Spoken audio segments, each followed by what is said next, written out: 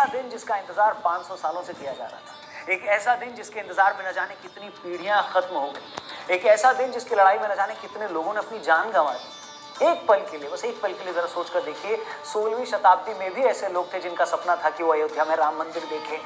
18वीं शताब्दी में भी ऐसे लोग थे जो पहली बार राम मंदिर का हक पाने के लिए अदालत गए। आज से 150 साल पहले अयोध्या में लोगों ने राम मंदिर की लड़ाई में अपनी जान गंवाई। ऐसे भी लोग थे जिन्होंने अपनी लाइफ के 50 साल राम मंदिर के लिए कोर्ट की लड़ाई में बिता दी। आज वो हमारे बीच नहीं है और वो ये दिन देख भी नहीं पाए। और एक आप और हम हैं जो अपने जीते जी इसी जीवन काल में अयोध्या में भगवान श्री राम का मंदिर देखने जा रहे हैं। उन प्रभु श्री राम का मंदिर जिसे आज से 492 साल पहले 1528 में वहशी बाबर ने गिरवा दिया। तो आज के इस प्रोग्राम में, आज के इस वीडियो में हम राम मंदिर के इन पूरे 500 साल के संघर्ष की कहानी आपको सुनाएंगे, ताकि आप ये जान सकें कि ये लड़ाई कितनी पुरानी है, इस संघर्ष के क्या मायने हैं। हम ये सब बताएंगे ताकि आप ये जान सकें कि सच्चाई की लड़ाई कोई रातों रात नहीं जीती जाती। इसके संघर्ष 2-4 साल तक नहीं चलते, बल्कि इसके लिए आपको सैकड़ों साल भी लड़ना पड़ सकता है। तो मेरी आप सबसे यही रिक्वेस्ट है, विनती है कि इस वीडियो को पूरा देखिए और अपने सर्कल में हर जानने वाले इंसान से इस वीडियो को शेयर करिए, ताकि वो ये जान पाए कि अयोध्या में भगवान श्री राम का मंदिर बनने के मायने क्या है। शुरू करते हैं दोस्तों। जय श्री राम। तो दोस्तों, ये हम सब जानते हैं कि बाबर ने साल 1528 में अयोध्या में भगवान श्री राम का मंदिर गिरवाकर वहां मस्जिद का निर्माण करवाया। लेकिन इसके पहले की बात कम लोग करते हैं, और वो बात यह है कि भगवान श्री राम के पुत्र कुश ने अयोध्या में श्री राम जी का मंदिर बनवाया।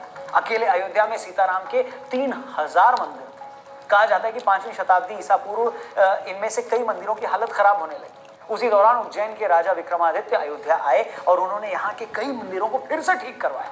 आने वाले कई सालों तक ये मंदिर यूं ही वहां बने रहे। फिर 21 अप्रैल 1526 को बाबर और इब्राहिम लोदी के बीच युद्ध होता है। 1528 तक बाबर की सेना अयोध्या पहुंच जाती है। कहा जाता है कि तभी बाबर के कहने पर उनके सेनापति मीर बाकी ने उस मंदिर को तोड़वाकर उसकी जगह पर मस्जिद बनवाई, जिसे बाद में बाबरी मस्जिद के नाम से जाना गया। इसके बाद 150 साल बीत जाते हैं, कोई हलचल नहीं होती। ये वो दौर था जब भारत में मुगल शासन की जड़ें काफी गहरी थी। फिर साल 1717 यानी बाबरी मस्जिद बनने के तकरीबन 190 सालों बाद जयपुर के राजा जयसिंह द्वितीय कोशिश करते हैं कि मस्जिद और उसके आसपास वाली जगह उनको मिल जाए। वो जानते थे कि हिंदुओं के लिए उस जगह के क्या मायने हैं, क्या आस्था है। जयसिंह के उस वक्त के मुगल शासकों से संबंध भी ठीक थे, मगर वो ऐसा नहीं कर पाते। लेकिन वो मस्जिद के पास ही एक राम चबूतरा बनवा देते हैं ताकि हिंदू वहां पर पूजा कर पाए। यूरोपियन जियोग्राफर जोसेफ टेफेनथेलर, जो खुद 1766 से 1771 के बीच इसी जगह पर थे, उन्होंने भी अपनी रिपोर्ट में राम चबूतरा होने की बात की तस्दीक की थी। ये वो वक्त था जब मुसलमान मस्जिद के अंदर नमाज पढ़ते थे और हिंदू बाहर राम चबूतरे पर पूजा किया करते थे। मगर मंदिर गिराए जाने के 250 सालों बाद भी हिंदू इसको भूले नहीं थे। यूं तो अयोध्या में भगवान श्री राम के हजारों मंदिर थे, मगर वो ये बात नहीं भुला पा रहे थे कि भगवान श्री राम के जन्म स्थान की जगह मंदिर तोड़कर मस्जिद कैसे बना दी गई। 1813 में पहली बार हिंदू संगठनों ने दावा किया कि बाबर ने 1528 में राम मंदिर तोड़कर मस्जिद बनाई थी। माना जाता है कि फैजाबाद के अंग्रेज अधिकारियों ने भी मस्जिद में हिंदू मंदिर जैसी कलाकृतियों के मिलने का जिक्र अपनी रिपोर्ट में किया था। पूर्व आईपीएस अधिकारी किशोर कुणाल ने अपनी किताब अयोध्या रिविजिटेड में इस वाकये का जिक्र भी किया है। इसके बाद 1838 में British surveyor Montgomery Martin ने एक रिपोर्ट दी कि मस्जिद में जो पिलर्स हैं वो मंदिर से ही लिए गए। रिपोर्ट सामने आने के बाद काफी हंगामा हुआ। हिंदुओं के दावे के बाद से विवादित जमीन पर नमाज के साथ साथ पूजा भी होने लगी। 1853 में अवध के नवाब वाजिद अली शाह के समय पहली बार अयोध्या में सांप्रदायिक हिंसा हुई। इसके बाद भी 1855 तक हिंदू और मुसलमान एक ही जगह पूजा और नमाज अदा करते रहे। 1855 के बाद मुस्लिमों को मस्जिद में प्रवेश की इजाजत मिली, लेकिन हिंदू अंदर नहीं जा सकते थे। ऐसे में हिंदुओं ने मस्जिद के मुख्य गुंबद से 150 फीट दूर बनाए राम चबूतरे पर पूजा करनी शुरू कर दी। इसके बाद 1885 में, यानी आज से तकरीबन 138 साल पहले, ये मामला अदालत पहुंचा। उस वक्त निर्मोही अखाड़े के महंत रघुबर दास ने राम चबूतरे पर छतरी लगाने की अर्जी दी, जिसे अदालत ने ठुकरा दिया। मगर इस एक घटना से हमें यह पता चलता है कि निर्मोही अखाड़ा कब से राम मंदिर की लड़ाई लड़ रहा है। इसके बाद 1934 में अयोध्या में फिर दंगे होते हैं और इस दौरान बाबरी मस्जिद की एक दीवार टूट जाती है, जिसे बाद में फिर बनवा दिया जाता है, मगर वहां नमाज बंद हो जाती है। आप देख रहे हैं कि ये वो दौर था जब देश पर अंग्रेजों की हुकूमत थी। उस वक्त की कांग्रेस के एजेंडे में भी कहीं राम मंदिर नहीं था, न उस वक्त का संघ इतना मजबूत था, मगर देश की जनता, प्रभु राम के भक्त बाबर के मस्जिद बनवाने के 400 साल बाद भी अपने हक की लड़ाई लड़ रहे थे उस टाइम। वो भी तब जब न देश में अपनी सरकार थी, न मीडिया आजाद था, न धार्मिक संगठनों की कोई लामबंदी थी। सिर्फ और सिर्फ आम राम भक्तों का वो जुनून था, वो भक्ति थी, जो अपनी जान की बाजी लगाकर भी हर दिन श्री राम जी के मंदिर के लिए लड़ाई लड़ रहे थे। इस बीच आता है साल 1947, देश आजाद हो जाता है। उस वक्त तक मस्जिद सिर्फ शुक्रवार को ही खुलती थी और राम चबूतरे पर भगवान राम की मूर्ति थी जहां लोग पूजा करते थे। देश आजाद होते ही लोग ये मानने लगे थे कि हमें आजादी मिल गई है तो अब राम मंदिर बन ही जाएगा, मगर उस वक्त के किसी बड़े कांग्रेसी नेता की बातों से ऐसा नहीं लगता कि वो राम मंदिर बनाने या उसकी लड़ाई को लेकर गंभीर थे। उल्टे 1949 में कुछ ऐसा हुआ जिसने बहुत सारे लोगों को हैरान कर दिया। 23 दिसंबर 1949 की सुबह विवादित ढांचे के अंदर से घंटियों की आवाज आने लगती है। पता लगता है कि वहां श्री राम जी की पूजा हो रही है। हिंदू पक्ष दावा करता है कि बीते रात अचानक मंदिर में प्रभु राम की मूर्ति प्रकट हो गई। मुस्लिम पक्ष कहता है कि मूर्ति को रात के अंधेरे में जबरन रखा। घटना की जानकारी मिलने के बाद दोनों पक्ष के लोग भारी तादाद में वहां जुटने लगते हैं। मामला इतना बढ़ जाता है कि बात उस वक्त के प्रधानमंत्री जवाहरलाल नेहरू के पास चली जाती है। वो डिस्ट्रिक्ट मजिस्ट्रेट के नायर को आदेश देते हैं कि मूर्ति को वहां से हटाकर पहले जैसी स्थिति बहाल की जाए, जिस पर के नायर हाथ खड़े कर देते हैं। उनका कहना था कि यहाँ इतनी भीड़ है कि अगर मूर्ति हटाई गई तो स्थिति बेकाबू हो जाएगी। वैसे भी एक बार वहां मूर्ति रख दी गई है तो कोई पुजारी मूर्ति को हटाने के लिए तैयार नहीं होगा। कहते हैं उसके बाद 27 दिसंबर को के नायर के पास दूसरी चिट्ठी आती है और उनसे फिर से वैसा ही करने के लिए कहा जाता है, जिसके जवाब में के नायर इस्तीफा दे देते हैं। मगर अपने इस्तीफे के साथ ही वो सरकार को ये सलाह देते हैं कि मूर्ति को हटाने की बजाय वहां जालीनुमा गेट लगा दिया जाए।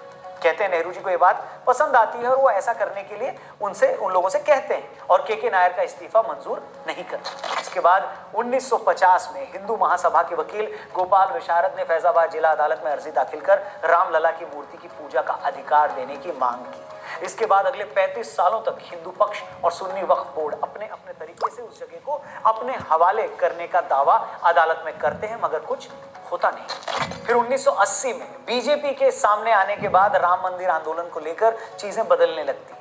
ये वो वक्त था जब संघ, विश्व हिंदू परिषद और बीजेपी सभी अपने अपने तरीके से राम मंदिर आंदोलन को तेज करने में लग जाते हैं।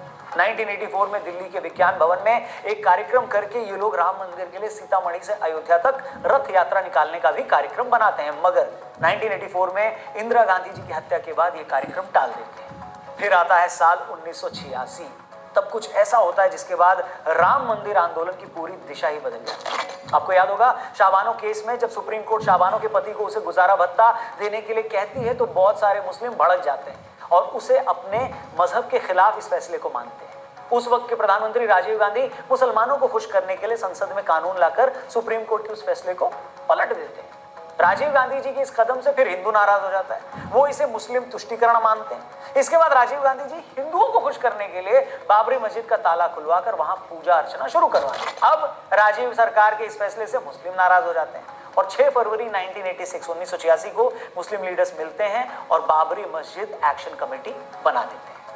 इसके बाद के सालों की डिटेल में मैं ज्यादा नहीं जाऊंगा, मगर जो दर्शक हमारे नहीं जानते उन्हें मैं बता दूं कि इसके बाद के सालों में लाल कृष्ण आडवाणी जी सोमनाथ से अयोध्या के लिए 10,000 किलोमीटर की रथ यात्रा निकालते हैं। रथ यात्रा के दौरान बिहार के समस्तीपुर में आडवाणी जी को गिरफ्तार कर लिया जाता है। फिर जिस दिन अयोध्या में रथ यात्रा का समापन होना था उस दिन बहुत बड़ी संख्या में कार सेवक अयोध्या पहुंचकर विवादित ढांचे पर झंडा फहरा देते हैं। भीड़ को काबू करने की कोशिश में उस वक्त की मुलायम सरकार कार सेवकों पर गोलियां चलवा देती है, जिसमें कई कार सेवक शहीद हो जाते हैं। इसके बाद आता है वो दिन जिसे बहुत सारे लोग शौर्य दिवस और बहुत से लोग काला दिवस के तौर पर मनाते हैं। तारीख थी 6 दिसंबर 1992। 2 लाख कार सेवक अयोध्या पहुंच जाते हैं। उस वक्त कल्याण सिंह यूपी के मुख्यमंत्री थे और पीवी नरसिम्हा राव देश के प्रधानमंत्री। कहते हैं कार सेवकों के वहां पहुंचने से पहले कल्याण सिंह ने अदालत को यह भरोसा दिया था कि वो ढांचे को कोई नुकसान नहीं होने देंगे। साथ ही ये भी कहा जाता है कि कल्याण सिंह ने पुलिस को भी आदेश दिए थे कि वो भीड़ पर गोली न चलाए। लेकिन इतने सारे लोगों के वहां पहुंचने के बाद वही हुआ जो होना था। 6 दिसंबर 1992 को दोपहर 1:55 पर पहले एक गुंबद गिराया गया, फिर 1.5 घंटे बाद दोपहर 3:30 बजे के करीब दूसरा गुंबद गिराया गया और शाम 5 बजे तक तीनों गुंबद गिरा दिए गए। इस घटना के महज 1.5 घंटे बाद यूपी में राष्ट्रपति शासन लगा दिया गया। कल्याण सिंह ने अपने पद से इस्तीफा दे दिया। इसके बाद हुए दंगों में तकरीबन 1000 लोगों ने अपनी जानें गंवाई। मुंबई में हुए सांप्रदायिक दंगों में भी 900 लोगों ने अपनी जान गंवाई। इसके 7 साल बाद तक अदालत में इस मामले को लेकर शांति छाई रही, मगर 90 के दशक में बीजेपी के दोबारा केंद्र में आने के बाद तमाम हिंदू संगठन राम मंदिर आंदोलन को लेकर फिर से अति सक्रिय हो गए। पहले देश भर में चल रहे मामलों को एक जगह लाया गया। बाद के सालों में एएसआई को, आर्कियोलॉजिकल सर्वे ऑफ इंडिया को, इस मामले की जांच करने को कहा गया ताकि पता लगाया जा सके कि वहां पहले क्या था। एएसआई ने अपनी रिपोर्ट में यह साफ कह दिया कि जिस जगह विवादित ढांचा था उसके नीचे मिले अवशेषों से यह साबित होता है कि वहां पहले हिंदू मंदिर थे।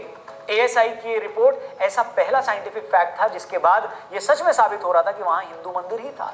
एएसआई की इसी रिपोर्ट को बेस बनाते हुए अदालत ने विवादित जमीन को राम जन्मभूमि ट्रस्ट, निर्मोही अखाड़ा और सुन्नी वक्फ बोर्ड में बराबर बांट दिया, मगर तीनों ही पक्ष अदालत के इस फैसले से सहमत नहीं होते, जिसके बाद 2011 में यह मामला सुप्रीम कोर्ट पहुंचता है, मगर वहां भी 7 सालों तक इसमें कोई सुनवाई नहीं होती। एक मीडिएशन पैनल बनाकर आपसी रजामंदी से मामले का हल निकालने की कोशिश होती है, और जब उससे भी कोई फैसला नहीं होता तो सुप्रीम कोर्ट मामले से जुड़े सारे दस्तावेजों का अंग्रेजी में ट्रांसलेशन करने को कहता है।